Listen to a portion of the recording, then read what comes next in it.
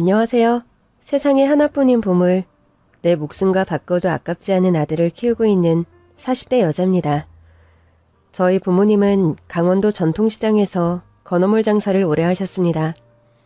전통시장은 한국전쟁 이후 북으로 올라가지 못한 피란민들이 모여 세운 시장이었습니다. 할머니, 할아버지가 시장에서 건어물 파는 일을 시작하셨고 저희 아버지가 나중에 물려받은 것이었어요. 시장에는 이처럼 2대에 걸쳐 장사를 하시는 분들이 많았습니다. 어릴 때 기억에도 5일장이 열리는 날이면 시장이 항상 북적북적했던 것이 기억납니다. 온갖 야채와 나물들, 과일부터 특산품인 수리치 떡까지 5일에 한 번씩 잔치가 열리는 것 같았어요. 저와 동네 친구들은 5일장이 열릴 때마다 장터 떡볶이를 먹으러 달려갔습니다. 매콤 달달한 떡볶이는 아무리 먹어도 질리지가 않았거든요. 부모님과 함께 쭉 그 지역에 살다가 20살이 되어 홀로 서울로 올라오게 되었습니다. 4년제 대학교에 합격을 하진 못하고 2년제 전문대를 다니게 되었거든요. 대학에 붙어 서울에 간다고 하니 아버지 엄마의 걱정이 이만저만이 아니었죠. 눈 뜨고 코 베어 간다는 서울서 니 혼자 어떻게 살라고 그러냐? 조심조심하면서 살면 되죠. 이날 이때까지 강원도 벗어나 본 적이 없는데 대학에를 붙었으니 서울 갈 명분이 충분하잖아요. 아이고야, 누가 들으면 서울 어디 유명한 대학에라도 합격한 줄 알겠다. 유명하진 않아도 대학은 대학인데 아빠. 대학은 아무나 가는 거 아니잖아요. 그래도 고3 때 마음 잡고 공부해서 합격한 건데 아빠는 한 개도 안 기쁜 것 같아서 딸내미 마음이 서운하네. 안 기쁘다는 게 아니고 엄마 아빠 품을 떠나 니 혼자 떨어져 산다고 하니까 그게 마음이 안 놓여서 그러지. 아버지, 엄마, 자식은 언젠가 부모 품을 떠나기 마련이잖아요. 새들도 자라면 둥지를 떠나는데 하물며 만물의 영장인 인간이 당연히 그래야 하지 않겠어요? 만물의 영장이고 뭐고 마냥 아기 새마냥 제잘제잘거리면서 배고프다고 떠먹여주던 때가 엊그제 같은데 언제 이리 자라 지 보금자리 찾아 떠나겠다고 하나. 세월이 참 무상해서 그런다. 그래도 아빠, 나 혼자 가는 거 아니고 영순이랑 같이 가잖아요. 우리 둘이 꼭 붙어서 같이 지낼 건데. 나물할머니 소녀도 같이 간다고? 지난번에 엄마한테 말했는데 영순이 걔도 4년제 높은 대학은 똑 떨어지고 나랑 같은 학교 붙었다니까요. 나물할머니 사정에 등록금 낼 형편이 되나? 영순이 할머니 평생 10원 한 장 허투루 안 쓰고 영순이만 보면서 살았는데 물어보니 돈도 다 모아놨다고 하던데요? 그래. 영순이랑 같이 지낸다고 하면 마음이 놓이지. 어릴 때부터 자매처럼 꼭 붙어 다니더니 대학까지 같은 학교를 간다고 하니 참, 에휴, 너희들은 못 말리겠다. 시장에서 산나물을 파는 할머니의 손녀이자 제 단짝이었던 영순이. 영순이와 저는 같은 대학에 붙어 함께 서울로 가게 되었습니다. 영순이는 일찍 아버지를 여의고 엄마마저 집을 나가버려서 할머니 손에서 자랐는데 구김살 하나 없이 항상 당당한 친구였어요. 동갑내기이지만 어른스러운 영순이를 저는 많이 의지를 했습니다. 영순이 할머니와 우리 부모님들이 십시일반 돈을 모아서 학교 근처에 우리 둘이 지낼 만한 작은 방을 얻어주었고 저와 영순이는 학교도 같이 다니고 거의 모든 생활을 함께 했습니다. 둘 다 시골에서만 쭉 살다가 서울로 오게 되니 완전히 다른 세상이 펼쳐진 것처럼 느껴졌거든요. 좁은 방 하나였지만 둘이 밥도 곧잘 해먹고 알뜰살뜰하게 잘 지냈습니다. 2년이라는 시간이 정말 빨리 지나가더라고요. 영순이와 함께 무사히 졸업을 했는데 졸업을 한 이후에는 삶이 완전히 달라졌습니다. 뭐? 그 남자를 따라 미국으로 간다고? 그게 정말이야? 이제 미국으로 돌아가는데 같이 가자고 해서 그렇게 하려고. 할머니는? 너희 할머니는 어쩌시고? 할머니한테 이미 다 말했고 인사까지 드렸어. 말도 하나도 안 통하는데 나 데리고 미국 가서 산다고 하니까 할머니 마음이 복잡하대. 서울서 지낼 때도 자주 못 봐서 힘들었는데 미국이 얼마나 머냐고. 이제 다시 못 보는 거 아니냐며 슬픈데도 또 내가 미국에서 커다란 집에서 잘 산다고 생각하면 기쁘다고 하셔. 너는 이제 말이 잘 통해? 깊은 이야기는 어려운데 내가 열심히 영어 배워야지. 그래도 마이클이 한국말 배우려고 노력하는 거 보면 그게 참 고맙기도 하고 그런다. 제 친구 영순이는 서울에 온 지 얼마 안 돼요. 미국 남자랑 연애를 하게 되었어요. 그 남자는 주한 미군으로 온 군인이었거든요. 영순이가 영어를 잘하는 것도 아니고 그 남자가 한국말을 잘하는 것도 아닌데 연애를 하는 게 신기하다 생각을 했어요. 영순이가 졸업을 할 때쯤 남자가 미국으로 돌아가게 되었는데 영순이를 미국에 데려가 같이 산다고 하더라고요. 참 신기하다 생각을 하면서도 한편으로 부럽기도 했던 것 같습니다. 한편으로는 평생 나무를 팔며 하나밖에 없는 소녀딸을 지극정성으로 키운 영순이 할머니가 생각나 슬퍼지기도 했습니다. 시골에서 서울로 온 것만 해도 출세했다 생각했는데 미국이라니. 너의 세상은 점점 더 넓어지는구나. 민수가, 진짜 너랑은 친구 그 이상 정말 친자매처럼 살았는데 미국 가는 거 좋긴 해도 너랑 우리 할매 생각하면 발이 안 떨어지는 것만 같다. 나 없어도 서울서 꿋꿋하게 잘 지내고 너도 언젠가 좋은 사람 만나야지. 그래, 이만리 떨어진 말도 안 통하는 곳에서 네가 어떻게 살까 걱정이 이만저만이 아닌데 네가 가기로 결정을 했다면 잘 되기를 바라야지. 가서도 종종 연락해라. 너 가서 자리 잡고 잘 살고 있으면 내가 언젠가 너 보러 미국으로 갈게. 보고 싶을 거야, 민수가. 건강하게 잘 지내라. 23살. 지금 생각해보면 너무도 어린 나이. 고향에서부터 함께 자란 단짝 친구 영순이는 그렇게 미국으로 떠났습니다. 영순이가 없으니 혼자 지내야 했는데 결정을 내려야 했어요. 저희 부모님께서는 서울 생활이 힘들면 그냥 고향 와서 가게 일 도우며 지내도 된다고 했는데 아무리 생각해도 가게 도우려고 대학을 나온 건 아닌 것 같았거든요. 같이 서울 올라왔는데 졸업 후에 미국까지 나가게 된 영순이의 영향도 있었던 것 같습니다. 내 친구는 미국까지 진출했는데 나 혼자 다시 시골에 가서 살 수는 없다. 그동안 공부한 게 아깝기도 하고 배운 걸로 뭐라도 해보자는 생각이 들었어요. 여기저기 이력서를 넣으며 취업 준비를 했고 저는 한 회사의 격리로 취업을 하게 되었습니다. 23세에 일찍 사회생활을 시작하게 된 거였죠.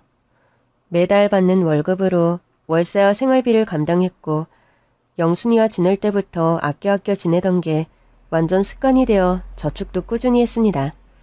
그리고 25대 일하던 회사의 거래처 직원이었던 한 남자와 연애를 하게 되었어요. 부끄러움이 많았던 저는 거래처 직원인 남자를 마음에 두고 있었지만 표현은 하지 못했거든요. 정말 한 1년 동안은 서로 가끔 얼굴만 보면서 인사하고 안부 묻는 게 전부였는데 1년이 지난 시점에서 처음으로 그 남자가 저한테 조심스레 데이트 신청을 한 거였죠. 민숙 씨, 주말에 뭐 하세요? 네? 주말에요? 그냥 집에 있어요. 주말에 집에 있어요? 왜요? 요즘같이 날씨도 좋은 때 집에만 있기 너무 아깝지 않아요? 그러게요. 그냥 시장 가서 장 보고 근처 산책하고 보통 주말에 그러네요. 저 혹시 이번 주말에 시간 괜찮으시면 저랑 영화 한 편 보러 가실래요? 영화요? 영화 좋아하세요? 좋아해요. 제가 표 끊어놓겠습니다. 서울로 올라와 학교 다닐 때부터 회사 다니면서도 제대로 된 연애 한번 해본 적이 없었거든요. 정말 돈을 모아야겠다는 생각만 머릿속에 꽉 차 있어서 여가 생활 같은 거 즐기지도 않고 집, 회사 뿐이었죠. 솔직히 그때까지도 영화관도 두어 번 가본 게 전부였던 터라 주말에 영화관 그리고 데이트라고 하니 몹시 설레더라고요. 나름 좋은 날 입으려고 아껴두었던 블라우스를 꺼내 깨끗하게 다려놓고 평소에는 잘 입지도 않았던 치마를 입고 주말에 그 남자를 만났습니다. 우와, 회사에서 볼 때랑 다르네요. 너무 예쁘세요, 민숙 씨. 고맙습니다. 예쁘다는 말에 어찌나 얼굴이 뜨거워지던지 부끄럽고 설레는 마음이 얼굴에 고스란히 드러나는 것만 같아서 창피하더라고요. 서울에서 산 지 5년 차가 되었지만 그때까지도 저는 그냥 순박한 시골 처녀였습니다.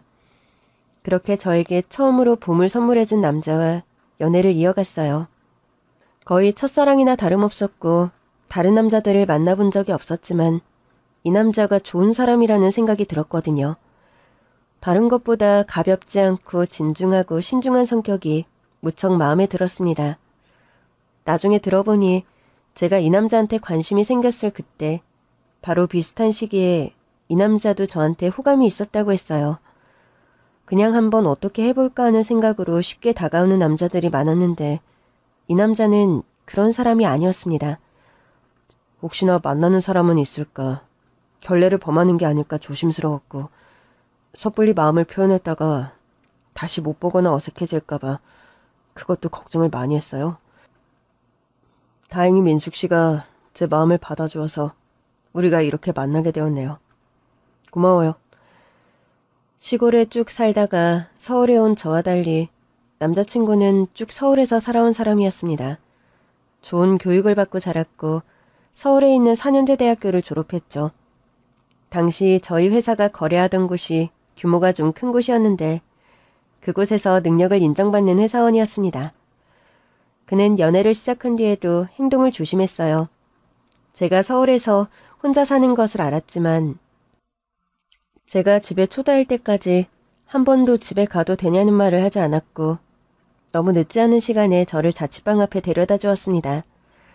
제가 좋아하는 음식이 뭔지 가고 싶은 식당이 어디인지 알아두었다가 다 조사해서 분위기 있고 맛있는 곳에 저를 데려가 주었어요. 우리는 정말 예쁘게 인연을 만났습니다. 그리고 27이 되었을 때 남자친구가 저에게 청혼을 했습니다. 평생 민숙이 너와 함께하고 싶어. 부족하지만 내가 행복하게 해줄게. 나도 오빠랑 평생 함께하고 싶어. 고마워. 인연을 만나며 싸우지도 않고 늘 서로를 배려하며 만났던 우리. 내 인생에 이런 사람을 다시 만날 수는 없다는 생각이 들었고 청혼을 받은 뒤 저는 고향에 있는 부모님께 소식을 전했습니다. 그런데 그 무렵 오래전 23세 미국으로 떠났던 단짝 친구 영순이와 연락이 닿았어요. 미국에서 잘 지내기를 바랐는데 그때 영숙이는 결혼 생활을 끝낸 뒤 쫓겨나듯 한국으로 돌아온 상황이었습니다. 정말 지옥 같은 시간이었어. 아주 황량한 시골에 나를 데려다 놓고서는 영어도 제대로 공부하지 못하게 하고 일반시키는 거야. 미국 시골이 어떤 줄 아니? 땅도 넓기는 더럽게 넓어서 진짜 우리 예전 동네의 몇십 배, 몇백 배나 넓어. 이웃집이라고 하는 건 멀리 떨어져 있고 나 정말 너무 외로웠어. 간신히 이혼하고 돌아온 거야. 돌아올 비행기값 구한 게 얼마나 다행인지. 그동안 고생한 게 너무 아까워서 미국에 계속 살아볼까도 했었어. 무엇보다 우리 할머니, 그리고 너 생각하면 내가 이렇게 살고 있는 게 너무 창피스러워서 중간에 알리지도 못하겠더라. 더는 못 버티겠어서 왔어, 민수가. 고생 많았어, 영순아. 온갖 고생을 하고 한국으로 돌아온 친구를 보며 잠시 두려운 마음이 들기도 했습니다.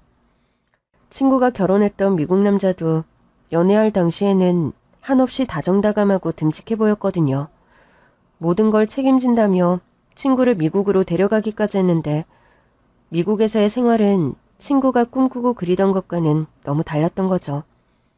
지금 생각하면 정말 어디 다치지 않고 무사히 돌아온 것만 해도 얼마나 다행인지요. 친구는 돌아와 저를 만난 뒤 곧장 고향으로 갔습니다. 세월이 많이 지났고 영순이 할머니 연세가 많이 드셔서 거동이 불편하셨거든요. 그래도 한국에 와서 할머니 병간호를 하며 곁을 지킬 수 있어서 다행이라고 그러더라고요. 종종 통화를 할 때면 결혼 생활에 대해 어찌나 비관적으로 이야기를 하던지 친구 말에 따르면 결혼을 하는 순간 인생이 내리막길로 향하는 거라고 하더군요. 따지고 보면 딸랑 서류 한 장인 거야. 게다가 그 서류라는 게 아주 우리를 올가매고 숨통을 조이는 거지. 난 앞으로 남자를 못 믿을 것 같아. 결혼하고 나서는 아예 다른 사람이 된 것 같고, 무슨 자기가 왕이라도 된 것처럼 그런다니까? 남자들의 본성이 그래. 결혼할 때 많이 다르다는 건 이미 알고 있었잖아. 그것까지 다 감안하고 했던 선택이었는데, 다시 그때로 돌아간다면 절대 결혼 같은 건 하지 않을 거야. 아니, 다른 건 몰라도 그런 놈이랑, 그리고 그렇게 생활 방식이나 문화가 다르고 차이가 나는 놈이랑은 절대 안 할 거야. 민숙이, 너도 신중하게 생각해봐. 2년을 알고 지냈다고? 나도 그 미국 놈이랑 2년 만나고 결혼한 거잖아. 2년이라는 세월이 긴 것 같지만 20년 동안 생판 모르던 사람을 알아가기에는 부족한 시간인 것 같아. 친구가 했던 말 중에 저를 고민하게 한 것은 차이나는 환경이었습니다. 청혼을 받은 뒤 저희 부모님께 남자친구가 인사드리러 왔었거든요. 저희 부모님은 당연히 남자친구를 너무 마음에 들어 하셨었죠. 서울서 나고 자라 서울에 있는 대학교도 졸업하고 대기업까진 아니지만 그래도 적당한 회사에서 열심히 일하는 성실하고 건실한 청년. 또 영순이가 미국으로 떠난 뒤 서울에서 홀로 외롭게 생활하던 제 곁을 지켜주고 잘 챙겨준 사람이었기에 평생의 배필을 만난 거다. 훌륭한 신랑감이다 라고 생각하셨어요. 그 다음 제가 남자친구의 부모님께 인사를 드리러 갔는데 화기애애했던 저희 집 분위기랑은 완전히 정반대였습니다. 딱 처음 인사를 드렸을 때부터 그의 부모님은 저를 마음에 안 들어하는 눈치였어요. 남자친구가 분위기를 풀어보려고 애를 썼지만 경직되어 있는 표정이 풀어지지가 않더라고요. 집으로 돌아와 속상한 마음에 많이 울었습니다. 제가 생각해도 집안 환경이나 학력, 월급 같은 게 많이 차이가 났거든요. 결혼은 비슷한 환경, 비슷한 수준의 사람이랑 하는 게 최고라는 말도 들었고 애들은 장난도 아닌데 집안과 집안이 엮이는 일이라 생각하니 더 마음이 무거워졌습니다. 남자친구는 부모님께 잘 말씀드려 보겠다며 저를 안심시키려 했지만 마음이 많이 흔들리는 상태였어요. 어느 날 퇴근을 하고 회사를 나섰는데 지난주에 뵈었던 남자친구의 어머니께서 앞에 서 계시더군요. 딱 보자마자 저는 그대로 얼어버렸어요. 인사도 드리기 전에 성큼성큼 다가와 꼭 할 말이 있다며 어디 가서 이야기 좀 하자고 하더라고요. 이렇게 갑자기 찾아오실 줄은 몰랐습니다. 나도 낳기 내키지는 않아요. 하지만 방법이 이것밖에 없는 것 같아서 나도 힘들게 마음 먹고 왔으니 이해해 주길 바래요. 길게 이야기 안 할게요. 우리 경수 놓아줘요. 아가씨도 잘 알잖아요. 우리 경수 붙들고 있는 게 욕심이라는 거. 경수 씨가 진심으로 저를 사랑하고 저 역시도 경수 씨를 사랑? 그런 거 다 한때 불장난 같은 거예요. 어릴 때 그런 경험 안 해봤어요? 죽을 것처럼 힘들고 아프지만 시간이 지나면 다 괜찮아지잖아요. 우리 경수 이제 30이고 정말 결혼할 사람 만나야 하는 시기예요. 아가씨 27이라고 했죠? 아직 늦은 나이 아니잖아요. 우리 경수랑 헤어지고도 얼마든지 다른 사람 만날 수 있어요. 명확하게 말하지만 나나 우리 남편이나 이 결혼 절대 허락 안 할 거예요. 그러니까 시간 끌다가 나중에 더 나이 들어서 세월 허투루 보냈다, 시간만 지났다 후회하지 말고 늦기 전에 지금 정리해요. 어떤 것 때문에 이렇게 반대를 하시는지 여쭤봐도 될까요? 그걸 몰라서 물어요? 아가씨가 봐도 너무 다르잖아. 차이가 많이 나잖아요. 우리 경수 정말 힘들게 낳은 외아들이에요. 금이야 오기야 애지중지 키웠고 좋은 것 먹이고 좋은 옷 입히고 좋은 교육 받게 하면서 자랐어요. 그런데 아가씨는 어때요? 부모님이 뭘 하신다고? 전통시장에서 건어물 가게? 미안한 말이지만 우리는 그런 분들과 사돈 맺을 생각 추호도 없어요. 물론 우리 경수 객관적으로 보면 또 뭐가 그렇게 잘났나 그렇게 생각하실 수도 있어요. 서울에 대학 나왔지만 뭐 그렇다고 엄청 영문대도 아니고 회사도 엄청 유명한 곳 아닌 거 알아요. 그렇지만 우리 집안을 생각해도 아가씨네 집안은 아니에요. 적어도 비슷한 집안, 비슷한 수준의 여자랑 만날 자격이 있다고요. 대학 2년제 전문대 나왔다고 했죠? 그러고 나서 중소회사의 격리? 그거 말고 다른 일 해본 적 없죠? 가방끈도 짧고. 그렇다고 뭐 집안이 여유로운 것도 아니고. 그런 집에 장가들면 우리 아들만 등골 휘어져라 이래서 아가씨 먹여 살릴 거 뻔하잖아요. 내 아들이 불구덩이에 뛰어들겠다는데 어떤 부모가 그걸 가만히 두고 보겠어요? 나중에, 아주 나중에 아가씨도 자식을 낳아서 자식 키우면 내 말이 무슨 말인지 알 거예요. 지금은 모르겠지만 부모란 그런 거예요. 자식 위해서 못할 일이 없거든요. 우리 경수가 왜 이렇게까지 아가씨에게 목을 매는지, 왜 아가씨 아니면 안 된다는지 나는 이해도 안 가고 답답하기만 하네요. 그렇지만 우리 경수 여태까지 살면서 우리 말 거스른 적 한 번 없는 착한 아들이에요. 요상스럽게도 지금 고집을 부리고 있지만 결국에는 우리 뜻을 따를 거예요. 경수 고생만 시키면서 우리 아들한테 빨대 꽂아서 남은 인생 편하게만 살 생각을 했는지는 모르겠는데 나 그렇게 호락호락한 사람 아니에요. 지금도 최대한 감정 다스리며 부탁하고 있거든요. 아가씨가 결단 내리고 그만 정리해줘요. 남자친구의 어머니가 제 눈을 똑바로 보며 현실 상황을 하나하나 말을 하는데 이렇다 할 만한 반박을 못하겠더라고요. 다 맞는 말 같았어요.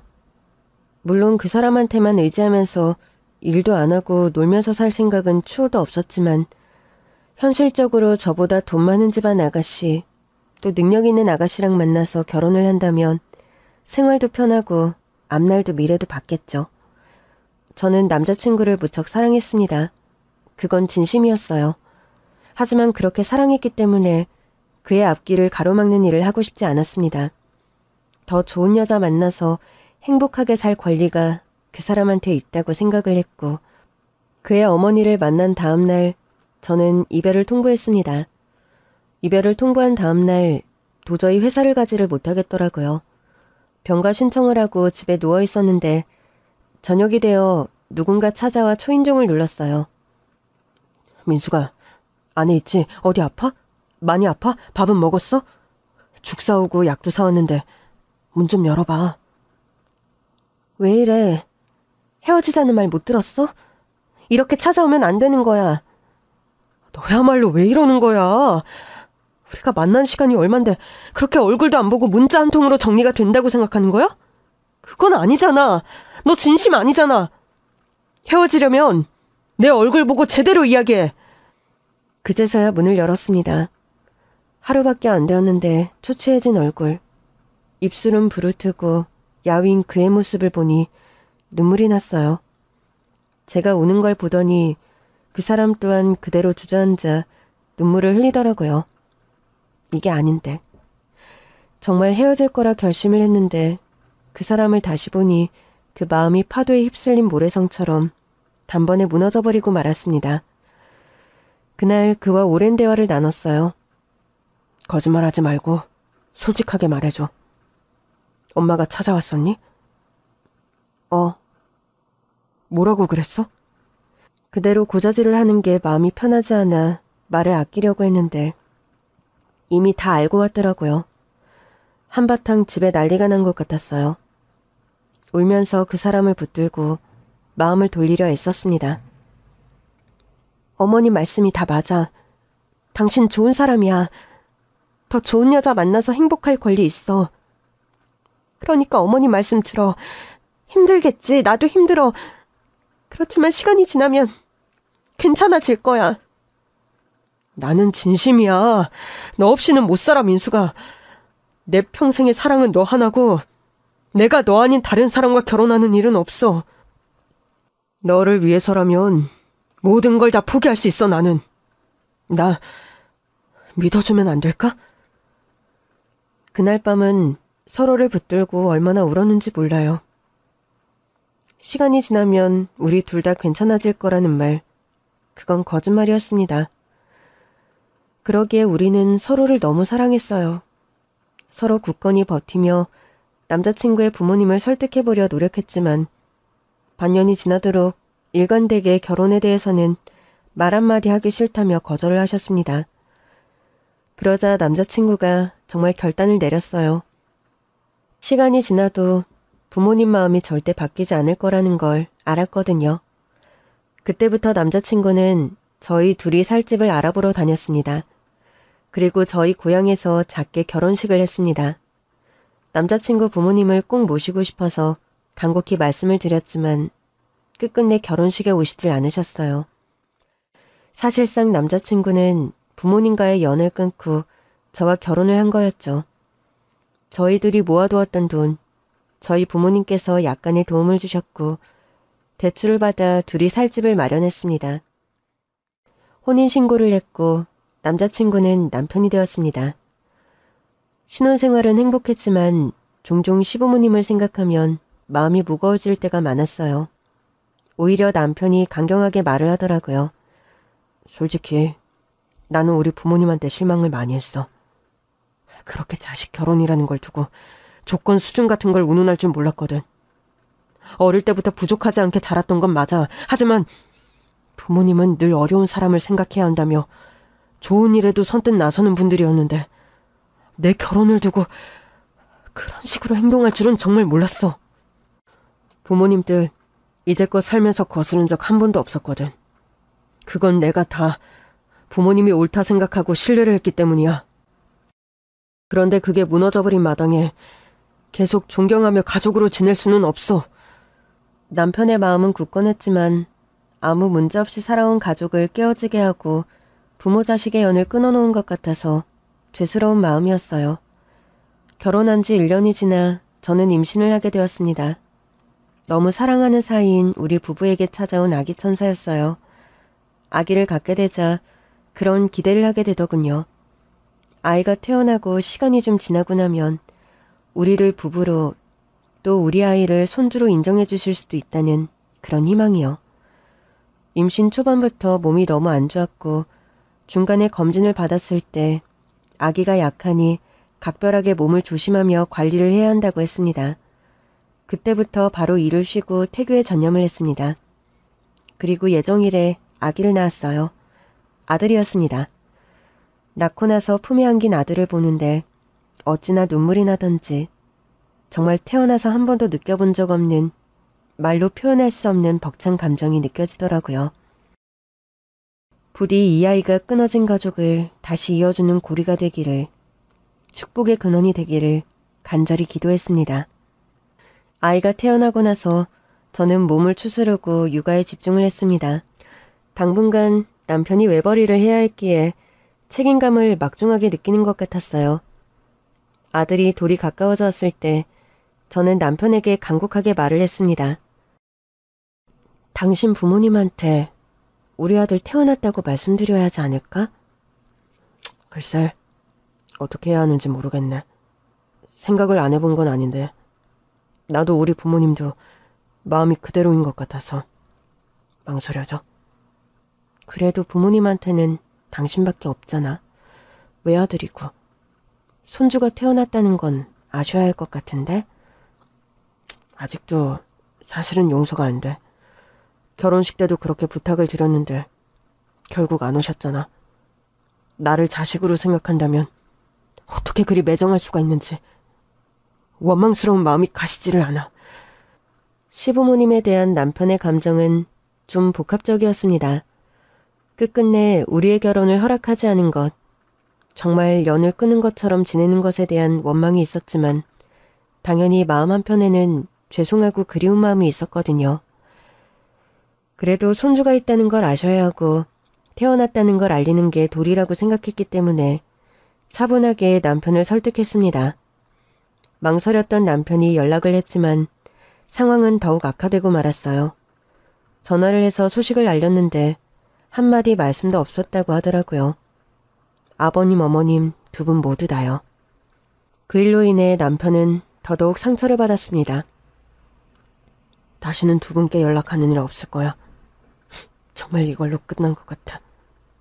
내 가족은 우리 경민이랑 당신 둘뿐이야. 여보, 그래도 시간이 조금 더 지나면 괜찮아질 거야. 언젠가는 그럴 거야. 어떻게 부모 자식 간의 연이 끊어질 수가 있겠어? 당신도 이제 기약 없이 기다리는 거 쓸데없는 희망 갖지 마. 이제껏 우리끼리 잘 살았고 앞으로도 그러면 돼. 아들이 4살이 되어 어린이집에 보냈고 저는 다시 취직을 해서 일을 하게 되었어요. 그동안 남편 혼자 외벌이라 생활이 빠듯했는데 제가 일을 하게 되니 조금은 여유가 생기더라고요. 그리고 그때까지도 시부모님 쪽에서는 전혀 연락이 없으셨죠. 그렇게 시간이 지나다 보니 정말 그냥 이제 포기하게 되더라고요. 뭐랄까, 두 분에 대한 생각을 전혀 안 하는 건 아니었지만 그냥 스르르 손에서 빠져나가 흩어지는 모래알처럼 원망과 그리움이라는 감정이 그렇게 사라져가는 것만 같았습니다. 남편과 저는 열심히 일하며 아들을 잘 키우는 것만 생각하며 한동안 지냈던 것 같습니다. 그러던 어느 날 한창 회사에서 일을 하고 있는데 어린이집에서 연락이 왔어요. 경민이 어머님, 지금 빨리 오셔야 할 것 같아요. 경민이가 몸이 안 좋아서요. 네? 무슨 일이 있나요? 회사를 조퇴하고 다급하게 어린이집으로 달려갔습니다. 남편한테 가는 길에 연락을 했고 도착해서 선생님 말씀을 들어보니 아이가 어디 부딪히거나 다친 게 아닌데 코피가 나고 잘 멈추지가 않았다고 하더라고요. 너무 당황스러웠지만 상황을 정확하게 알아야 했기에 남편과 함께 아들을 데리고 병원에 갔습니다. 처음에는 간단한 진찰이었는데 진찰하던 선생님이 큰 병원에서 정밀검진을 받아보라고 하더라고요. 그때부터 심장이 미친 듯이 뛰기 시작했어요. 대학병원으로 향하는 동안 얼마나 간절하게 기도를 했는지를 몰라요. 저한테, 우리 부부한테는 이 아이가 전부라고 제발 아무 일 없게 해달라고요. 하지만 검사 결과 저희는 무거운 현실을 받아들여야만 했습니다. 아들이 희귀 난치병을 앓고 있다는 거였어요. 다 나을 가능성이 아예 없는 건 아니지만 지속적인 치료가 필요하다고요. 그 병을 치료하기 위해 한 달에 한 번 꼭 맞아야 하는 주사가 있었는데 보험에 포함이 되질 않았고 약값은 매우 비쌌습니다. 하지만 자식이 아프다는데 또 치료를 받으면 나을 수 있다는데 돈 생각을 하며 치료를 포기하는 부모가 세상에 어디 있겠어요. 난치병이지만 치료를 잘 받으면 꼭 다시 건강해질 거라는 믿음을 굳게 붙들고 아들의 치료를 시작했습니다. 처음에는 모아두었던 돈으로 치료비를 냈는데 투병하는 기간이 길어지자 점점 모아둔 돈이 바닥을 드러내게 되고 어려움을 겪게 되었습니다. 아들이 5살밖에 되질 않았는데 병원에 입원할 때도 집에 있을 때도 혼자 둘 수 없는 상태였거든요. 치료를 시작한 지 6개월이 지났을 때 저는 일을 그만두고 전적으로 아이를 돌보게 되었고 남편은 다니던 회사를 그만두었습니다. 일반 회사원 월급으로는 도저히 안 되는 것 같아. 돈 되는 일을 해야겠어. 당시 남편과 저는 아이 치료를 위해서라면 정말 모든 것을 내어줄 마음이었어요. 남편은 회사를 그만두고 화물 트럭 모는 일을 시작하게 되었습니다. 장거리 운전이었지만 일을 하는 만큼 돈을 벌 수가 있었거든요. 일주일에 몇 번이고 이쪽 끝에서 저쪽 끝까지 지방을 다니다 보니 매일 집에 들어오는 건 고사하고 3일에 한 번씩 집에 들어오게 되었어요. 집에 와서도 편히 쉬지를 못하고 아픈 아이 얼굴만 안쓰러운 듯 쓰다듬다가 다시 일을 하러 가곤 했습니다. 당시는 상황이 좋지 않았어요. 남편이 회사까지 그만두고 화물기사 일을 하며 병원비를 충당했고 치료에 드는 비용뿐 아니라 기본적인 생활비까지 빠듯했습니다. 상황이 그리 되어 친정에도 연락을 해봤지만 당시 아버지 엄마가 하던 건어물 가게가 어려워져 닫은 상황이었고 정리한 몫은 다 대출 갚는 데 들어가서 별다른 도움을 받을 수가 없었어요. 어려울 때일수록 우리가 더 마음을 단단히 먹어야 해. 우리 경민이한테는 당신이랑 나밖에 없잖아. 우리 마음이 약해지면 경민이가 더 힘들어져. 당신 이렇게 잘 버텨줘서 너무 고맙고 미안한 마음이야. 당신이야말로 너무 고생이 많지. 화물 트럭 운송, 매번 잠도 제대로 못 자고 그 장거리 운전하는 게 얼마나 힘들어. 여보, 그래도 우리 경민이 나아질 거야. 그럼 경민이 초등학교 들어가기 전까지는 꼭 나을 거야. 난 한 번도 의심한 적이 없어. 우리 경민이가 다 나아서 보통 아이들처럼 학교도 다니고 그러는 거 자주 생각하거든. 운전하다가 제일 많이 생각하는 게 그거야. 건강해진 경민이, 그리고 우리가 학부모가 되는 거. 그렇게 될 거야. 당신 걱정하지 마. 어떠한 바람에도 꺾이지 않고 버티는 나무처럼 우리 부부는 서로를 굳게 믿으며 아들의 치료에 전념을 했습니다. 아들 또한 잘 버텨주고 있었고요. 아들이 투병을 하게 된 지 2년이 지났고 7살 생일이 다가오고 있었습니다. 원래대로라면 유치원에서 다른 친구들과 함께 생일 파티를 하고 즐거운 날을 보냈겠죠. 그렇게 하지는 못하지만 생일만큼은 제대로 챙겨주고 싶어서 며칠 전부터 남편과 함께 이야기를 했어요. 초콜릿이나 밀가루를 먹으면 안 되는 상황이라 떡집에 떡케이크를 주문했고 아이가 갖고 싶어하던 로봇 장난감도 샀고요. 힘든 투병 생활 중이지만 아들에게 행복한 생일로 기억되었으면 하는 마음에서요. 드디어 생일날이 되었고 남편이 돌아오기만을 기다리고 있었습니다. 지방에서 출발했다는 연락을 받았거든요. 아이와 함께 남편을 기다리고 있는데 시간이 한참 지나도 남편이 오지를 않더군요. 전화를 했는데 전화를 받지 않으니 너무 걱정이 되더라고요. 올 시간이 한참 지나 전화가 왔는데 기다리던 남편의 목소리가 아니었습니다. 잠을 쪼개가며 장거리 운전을 하던 남편이 그만 고속도로에서 졸음운전을 했고 큰 사고가 났다는 거였어요. 아이를 이웃에게 부탁을 하고 병원으로 달려갔습니다. 간신히 남편을 볼 수가 있었는데 얼마나 큰 사고였는지 다 망가진 얼굴을 보는데 너무 눈물이 나더라고요. 여보 나왔어? 정신이 들어? 여보. 제 목소리를 들은 남편이 힘겹게 눈을 떴고 천천히 팔을 뻗어 제 손을 잡았습니다. 여보, 민수가 미안해. 우리 경민이 끝까지. 그게 마지막 말이었습니다. 말을 더 잇지 못한 채 남편은 그대로 눈을 감았습니다. 그와 동시에 저를 둘러싼 모든 세상이 무너져 내리는 것만 같았습니다. 너무나 가혹했고 감당하기에 너무 큰 고통이었어요. 그리고 너무나 미안하고 죄스러운 것은 장례조차 치를 여력이 없었다는 거였습니다. 아들의 치료가 길어지며 우리 부부는 그동안 들어두었던 보험마저 해지를 했고 최소한의 생활비로 살고 있었거든요. 때문에 남편이 떠난 뒤 보험금도 없었어요. 남편이 떠난 날, 그날이 인생에서 가장 절망스러운 날이었어요. 집으로 와서 이웃에 맡겼던 아이를 데려왔는데 저를 기다리다 지쳐 잠이 들었더라고요. 그날이 아들의 7번째 생일날이었어요. 얼마나 엄마 아빠를 기다렸는지 눈이 퉁퉁 부어 잠든 아이를 보는데 그저 쉴 새 없이 눈물이 흐르더라고요. 한참을 아이를 바라보며 머리카락을 쓰다듬다가 저는 아이 손을 붙잡고 말했습니다. 경민아, 엄마가 오늘만 울게. 오늘까지만 울게. 아빠가 경민이 많이 사랑했던 거 알지? 아빠가 이렇게 떠나서 우리 경민이한테 너무 미안하대.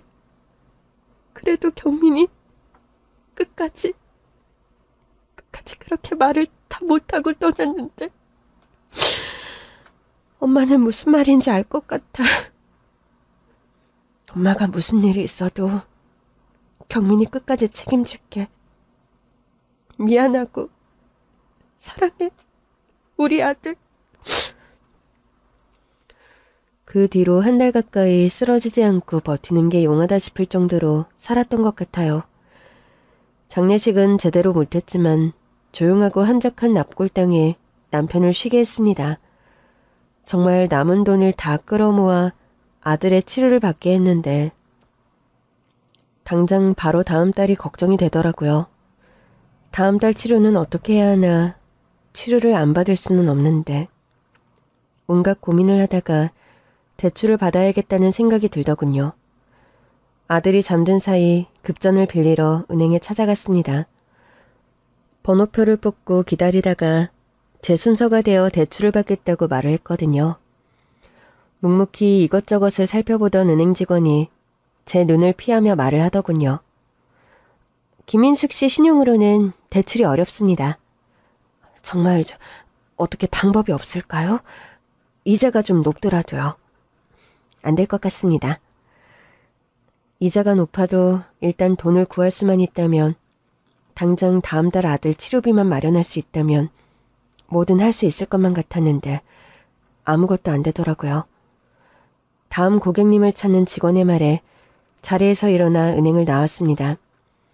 은행 복도벽에 기대어 섰는데 다리에 힘이 풀리더라고요. 그 순간 정말 못난 생각이지만 이대로 다 포기하고 싶다는 마음이 들었습니다. 그냥 모든 게 다 연기처럼 사라지면 좋겠다는 마음이요. 또 바보처럼 눈물이 나더라고요. 경민아, 미안해. 엄마가 다시는 울지 않겠다고 했는데 이렇게 약한 마음이 들어서 미안해. 은행 복도에 주저앉아 울고 있을 그때 바로 조금 전 제 대출 상담을 해주던 직원이 뛰어나와 저한테 다가왔습니다. 김인숙 씨, 다행이에요. 아직 계셨군요. 왜 그러세요? 혹시 제가 받을 수 있는 대출 상품이 있나요? 일어나세요. 당장 VIP실로 가시죠. 네? VIP실이요? 그리고 그 순간 저와 제 아들의 일생일대 전환을 맞게 되었습니다. 이자가 높은 대출 상품이 있다는 것도 아니고 갑자기 VIP실로 가자는 말에 어리둥절했지만 재촉을 하는 직원을 따라 발걸음을 옮겼어요. 직원이 문을 열어준 뒤 소파에 앉으라며 안내를 해줬고 차를 마시겠냐고 묻더라고요. 갑자기 이게 무슨 일인지 설명을 좀 해주시겠어요? 국화차 드리겠습니다. 조금 편안해지실 거예요. 잠시만 여기서 기다려주세요. 지점장님이 곧 오십니다. 직원이 차를 내왔고 차향기를 맡으며 주변을 두리번거리는데 VIP실 문이 열렸고 들어오는 남자를 본 순간 저는 그만 숨이 멎는 줄 알았습니다. 들어온 분은 은행 지점장이었는데 그 지점장이 바로 얼마 전 세상을 떠난 남편의 아버지, 시아버님이었어요. 결혼 전 인사를 드리겠다고 거의 8년 전에 한번 봤지만 아버님 어머님 얼굴은 뚜렷하게 기억을 하고 있었습니다. 아버님, 여기 어떻게... 아버님께서 여기은행 지점장님인 줄은 정말 몰랐어요. 경민이 녀석이 끝내 말을 안 했나 보구나. 녀석, 고집하고는 누가를 닮아서 그리 고집이 센지. 비련한 녀석. 그 고집 부리며 고생만 하다가 결국. 남편 떠난 걸 알고 계시는군요. 죄송합니다. 제가 연락을 드렸어야 했는데 너무 죄송해요. 상황이 너무 어려워서 제대로 장례식도 치르지 못했고 간신히 납골당의 자리를 마련해 남편을 모셨어요. 제가 그동안 너무 정신이 없어서 저희 아들 때문에요. 그런데 그냥 다 너무 죄송합니다. 아무리 경황이 없더라도 그러는 게 아니었죠, 아버님. 급작스러운 사고였는데요. 저도 너무 믿기지가 않았고. 됐다. 다 알고 있다. 경수도 경수지만 너도 보통 고집이 아니구나. 진작에 우리를 찾아올 거라고 생각했는데 이렇게 우연히 은행에서 만나다니. 내가 아까 지나가다 너를 못 봤으면 이렇게 마주 앉는 일도 없었을 거다. 조금 전 담당 직원에게 거의 사정사정하며 애원하던 제가 본의 아니게 은행 안에 있는 사람들 시선을 끌게 되었고 소란스러움에 잠깐 나와보셨던 아버님이 저를 본 것이었습니다. 예전에 남편한테 아버님이 은행에서 일한다고만 들었지 어디 은행인지 직책이 뭔지 몰랐어요. 물어보지도 않았고 남편도 따로 이야기한 적이 없었거든요. 8년 전 결혼 허락을 구하며 2시간 남짓 본 게 전부였는데 저도 아버님도 서로를 기억하고 있었습니다. 고개를 푹 숙이고 있던 저에게 아버님이 괜찮다면 같이 갈 곳이 있다고 하더라고요. 은행을 나서 아버님과 향한 곳은 바로 시댁이었습니다. 8년 전에 갔던 그 동네 그 집에 그대로 살고 계셨어요. 여기는 왜... 나도 그렇지만 집사람, 네 시어머니 꼴이 말이 아니다. 경수 소식 듣고 그냥 넋이 나가서는 저러고 있어. 그래도 경수 떠나기 전까지 네가 같이 있었는데 무슨 말이라도 해주면 고맙겠다. 아버님을 따라 집으로 들어가 어머님을 배웠습니다. 제 얼굴을 보자마자 어머님이 몸을 떨면서 흐느껴 우시더라고요. 말없이 다가가 어머님의 손을 잡았습니다. 내 잘못이야. 내가 너무 늦었어. 내 탓이다. 모든 게 내 탓이다. 너를 마지막으로 본 게 그때였구나. 너를 찾아가 참으로 모진 말을 했었지. 이렇게 될 줄 알았더라면 정말 나는 일이 될 줄은 몰랐어. 어머님은 예전에 저를 찾아와 경수 씨를 놓아주라며 헤어지라며 했던 그날을 떠올리고 계셨어요. 그러나 그것은 오래전의 일이었고 이제와 그런 건 중요하지가 않았습니다. 미움도 원망도 아무 의미가 없었어요. 저는 사랑하는 남편을, 우리 아들은 세상 전부였던 아빠를, 어머님과 아버님은 하나밖에 없는 아들을 잃은 거였으니까요. 어머님 아버님과 함께 떠난 남편 이야기를 하며 한참을 울었습니다. 그 뒤에 어머님께서 천천히 이야기를 하시더라고요. 예전에, 그러니까 경민이라고 했니? 아기 태어난 다음 경수한테 연락받았었다. 그때의 연락도 네가 경수를 채근한 거였겠지. 아무렴 내가 내 아들을 모를까? 아기 태어났다고 해서 경수가 그렇게 연락을 선뜻했을 리가 없지. 너랑 결혼하겠다고 이 집에서 나가던 날 이제 자기 가족은 너 하나뿐이라며 아들은 없는 사람이라고 생각하고 살라며 나갔거든. 부모 말 한번 거스른 적 없던 애가 그렇게까지 단호하게 행동하는 걸 보며 그때 정말 연이 끊어졌다는 걸 나는 알았어. 그런데 그놈의 자존심이 뭔지, 쓸데없는 고집을 부렸는지. 만약에 말이다, 그때 아들 태어났다고 경수한테 연락이 왔을 때 우리가 마음을 풀고 자존심을 좀 꺾고 너희를 품어줬다면 많은 게 달라졌을까? 경수 떠났다는 이야기 듣고 나는 온통 그 생각만 한다. 아니, 그 생각으로부터 벗어날 수가 없었어. 다 내 탓, 우리 탓인 것만 같아서 말이야. 돌아보면 아기 태어났다고 기쁜 소식을 전한 건데 저도 이제 부모가 아버지가 된 건데 말이야.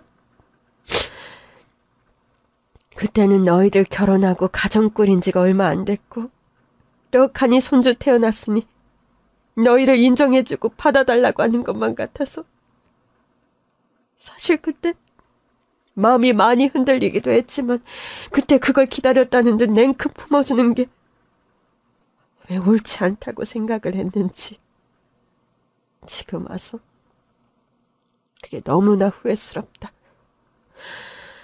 미안하구나. 아버님, 어머님은 한 번도 저희에게 연락을 한 적은 없었지만 사람을 써서 가끔 저희 가족의 동향을 살폈다고 했습니다. 우리 아들 5살까지만 해도 건강하게 어린이집을 다니고 있었고 여유롭지는 않지만 그래도 둘이 일하며 아들 키우고 사나 보다 그리 아셨대요. 한참 후에 저희 소식을 들었을 때가 남편이 화물기사 일을 시작했을 때였다고 합니다. 바로 그때다 생각이 들었지. 정확하게 애가 어디가 어떻게 아픈지까진 몰랐지만 하여튼 형편이 어려우니 그 돈 몇 푼 더 벌겠다고 멀쩡히 다니던 회사를 때려치우고 트럭 운전까지 하는구나. 그리 공공한 상황이면 당연히 우리한테 이제 연락을 하겠지. 그리고 그렇게 연락이 오면 모르는 척 짐짓 품어주면 되겠구나. 그리 생각을 했어. 솔직한 마음 한편으로는 경수가 이제야 후회를 하지 않을까.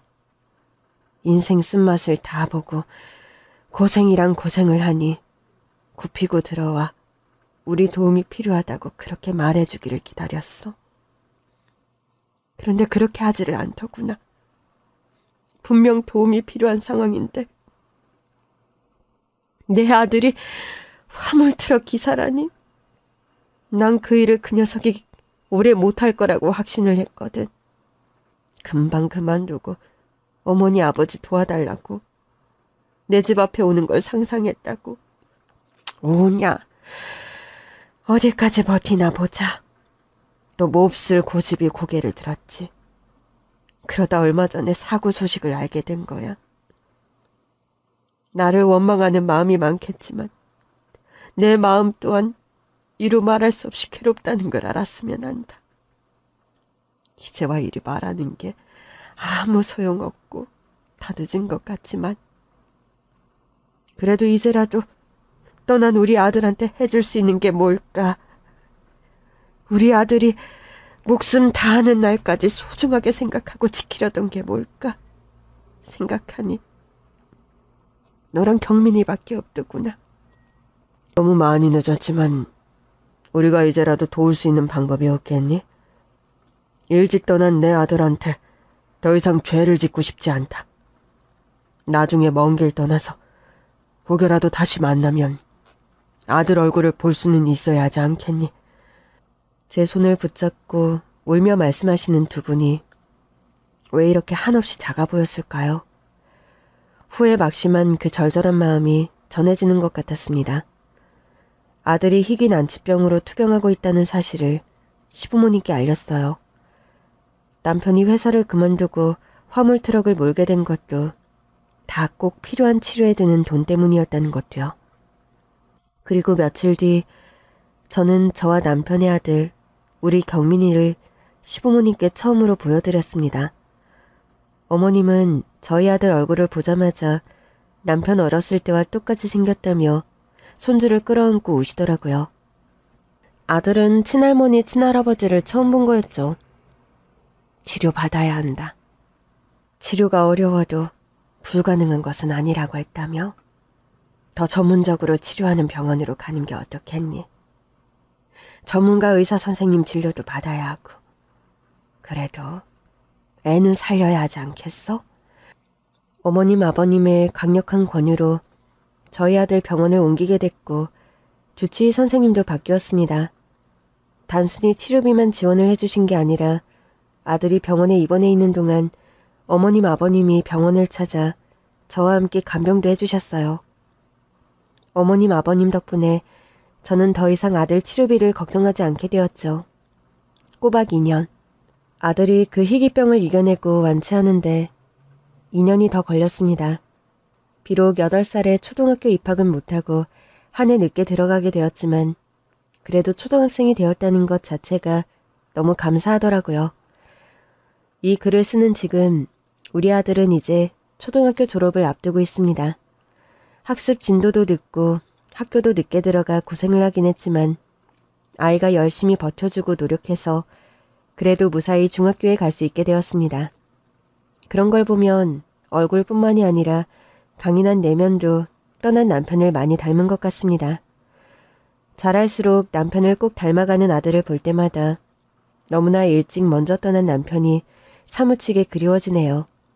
하지만 끝까지 우리 경민이 책임져 달라는 그 약속을 지킬 수 있어서 다행이라고 생각합니다. 시부모님의 도움 덕분에 가능한 일이었죠. 아들이 건강해질수록 물심양면으로 지원을 해주신 시부모님과는 현재도 자주 연락을 하며 지냅니다. 손자를 너무 아껴주시거든요. 아주 먼 길을 돌아왔지만 가족으로 지내고 있는데 새삼 어릴 때 아들이 뱃속에 있을 때 했던 기도가 생각이 나더라고요. 이 아이를 통해 다시 연이 이어지게 해달라는 기도요. 다시 이어진 인연에 남편이 없을 거라고는 상상을 못했지만요. 우리 아들이 남편의 성품을 닮은 좋은 사람으로 자라기를 바랄 뿐입니다. 우리 아들 경민이를 끝까지 책임지겠다는 그 약속도 꼭 지킬 것입니다. 멀리서라도 저희 가족을 응원해 주시면 큰 힘이 될 것 같습니다. 감사합니다.